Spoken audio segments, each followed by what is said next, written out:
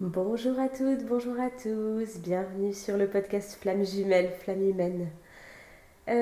Aujourd'hui, la capsule va être, je pense, assez courte, puisque je veux simplement faire un complément au podcast que j'ai publié hier sur la tromperie. Pourquoi est-ce qu'il y a autant de tromperie entre les jumeaux dans ce parcours alors qu'on était sur un parcours d'amour.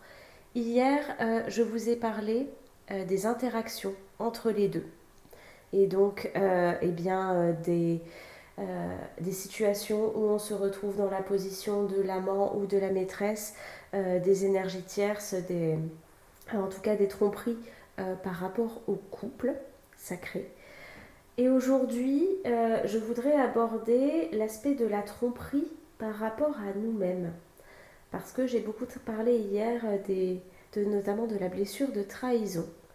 Et ce que j'ai oublié de mentionner dans ce podcast, c'est que pour ceux qui ne se sont pas reconnus dans ce que j'ai raconté, parce qu'il n'y a pas eu de tromperie entre les jumeaux dans le parcours, vous passez malgré tout par là, parce que ce n'est pas l'autre que vous trahissez dans vos valeurs, dans vos blessures, c'est vous-même.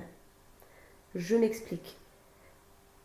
En tant que premier cheminant, dans la première partie de parcours, quand il y a des dysfonctionnements et que vous acceptez euh, des miettes de votre autre qui annule les rendez-vous au dernier moment, qui est très peu présent euh, dans la relation, qui fait des silences radio pendant X temps, qui ne vous donne pas nécessairement de considération, qui vient piquer là où ça fait mal.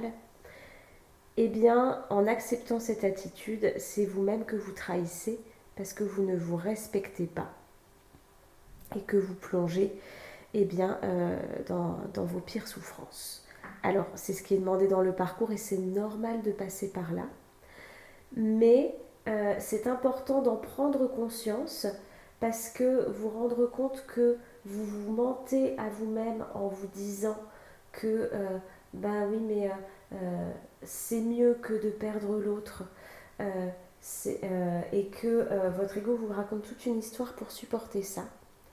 Eh bien c'est déjà le premier pas vers la guérison que de s'en rendre compte. Le deuxième cheminant va avoir les mêmes prises de conscience dans la deuxième partie de parcours, de lui à lui. C'est-à-dire que quand le faux self va tomber, quand les masques vont tomber, il va se rendre compte à quel point, en fait, il s'est raconté des bobards toute sa vie, en se disant que sa vie était bien comme ça, que c'était bien de rentrer dans les cadres, qu'il avait fait tout comme il fallait, qu'il était heureux, qu'il était épanoui. Et toute la colère qu'il a pu avoir envers son premier cheminant en disant mais voilà, j'étais bien dans ma vie, j'étais tranquille, j'étais heureux, j'étais épanoui, et puis cette relation, elle est venue faire péter tous mes cadres quelque part. C'est d'ailleurs quelque chose que le premier cheminant peut se dire aussi, hein, dans toute la première partie du parcours, ça n'est pas propre qu'au deuxième. Mais au moment pour le deuxième cheminant où le fossile va tomber, eh bien, il va se rendre compte qu'en fait, il s'est raconté des bobards toute sa vie et que sa vie n'était pas du tout parfaite ou merveilleuse ou idéale et qu'au contraire, il s'est suradapté, il s'est construit un personnage qui n'était pas lui du tout et qu'en fait, il s'est complètement oublié dans l'histoire. Et que finalement, eh bien, il ne sait pas vraiment qui il est et qu'il a tout à reconstruire. Cette phase-là, le premier cheminant va y passer aussi, dans sa nuit noire de l'âme, bien sûr.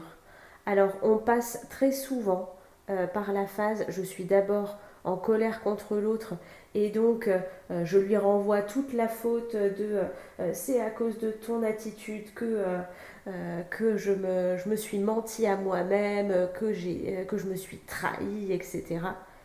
Parce que c'est la première couche de l'oignon et que c'est plus facile de voir les choses chez les autres, donc comme l'autre est notre miroir, eh bien, on commence par le voir là. Ayez juste bien conscience de ça et si vous êtes amené à exprimer de la colère, Alors si vous avez la possibilité, je vous invite plutôt à l'écrire, à balancer tout ce que vous avez à dire à votre autre dans une lettre que vous n'enverrez pas mais qui va vous soulager, vous décharger. Si ça sort avec l'autre, acceptez, c'est ok, ça fait partie du parcours et c'est des expériences qu'on doit vivre. Et il n'y a pas de mal à ça. On est tous humains, on a tous des émotions. On sait que les émotions sont exacerbées dans le parcours et c'est ok à certains moments de devoir vivre ça. De toute façon, ça vous fera avancer d'une manière ou d'une autre. Par contre, c'est la première partie du masque. Et une fois que cette partie est sortie, et encore une fois, j'insiste, et j'ai eu une merveilleuse séance de thérapie hier, où c'est ce qu'on a travaillé avec la personne à qui je fais un clin d'œil sur cette chaîne qui se reconnaîtra. C'est-à-dire que tant que cette souffrance n'a pas été reconnue, n'a pas été exprimée envers les autres, le faux self ne peut pas tomber pour se rendre compte qu'en fait c'est à nous-mêmes qu'on a fait du mal. Mais il faut passer par cette part d'expression pour sortir la colère et la souffrance du corps, pour ensuite pouvoir aller se pardonner à soi-même, quelque part de s'être raconté des mensonges, des bobards. Et de se rendre compte que finalement c'est ces mensonges et ces bobards qui nous ont fait souffrir nous-mêmes et qu'on s'est entretenu dans ce schéma-là. Donc voilà, vraiment en 2 étapes. Si vous êtes bien avancé sur ce parcours, vous aurez de moins en moins besoin de passer par la première étape de la colère contre l'autre, ou si ça se fait, ça va durer très peu de temps. Mais il y a souvent le miroir en face. Et quand je dis l'autre, ça peut être votre autre, bien sûr, mais aussi n'importe quelle personne de votre entourage qui va venir réveiller une blessure. Donc un collègue, quelqu'un de la famille, un ami, etc. Donc toujours, j'observe le miroir et ce que me renvoie l'autre, c'est quelque chose souvent que je me fais à moi-même, soit sur la même situation, soit sur une autre situation. Et donc, qu'est-ce que je me suis raconté comme mensonge? Sur quel sujet je ne suis pas honnête avec moi-même? Et qu'est-ce que j'ai à me pardonner, notamment par rapport à des choses que j'ai vécues dans mon enfance et où je n'ai pas pu réagir autrement, parce que j'ai fait de mon mieux à ce moment-là avec la compréhension d'enfant que j'avais et les outils que j'avais. Et donc, qu'est-ce que j'ai à aller écouter et guérir à l'intérieur? Alors, quand vous êtes bien avancé sur le parcours, ce sont des choses que vous faites généralement en autonomie. Mais parfois, quand c'est trop souffrant, je vous invite à ne pas rester seul avec ça et à vous tourner vers vos amis si ils comprennent ce qui se passe, un membre de la famille de confiance de même, ou vers une aide extérieure et un thérapeute qui pourra vous aider à l'aide de ces outils à aller voir beaucoup plus vite que ce que vous pourriez faire par vous-même, et bien ce qu'il y a à creuser et à aller le libérer pour vous sentir mieux. Donc voilà pour compléter cet aspect de tromperie. Ce qui se fait dans le couple et notamment dans le lien flamme jumelle, c'est quelque chose qu'on se fait à nous-mêmes et c'est important de le conscientiser tout autant que ce qui se passe dans le couple, parce que parfois dans certains liens de flamme jumelle, il n'y a qu'avec nous-mêmes qu'on se ment, qu'on se trompe. Et le mensonge fait aussi partie de la tromperie, que ce soit avec nous-mêmes ou avec votre autre. Voilà ce que j'avais envie de rajouter. Je n'en dirai pas plus pour aujourd'hui.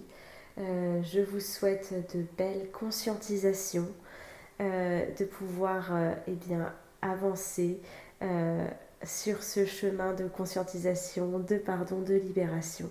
Je vous souhaite le meilleur et je vous dis à très bientôt pour un nouvel épisode.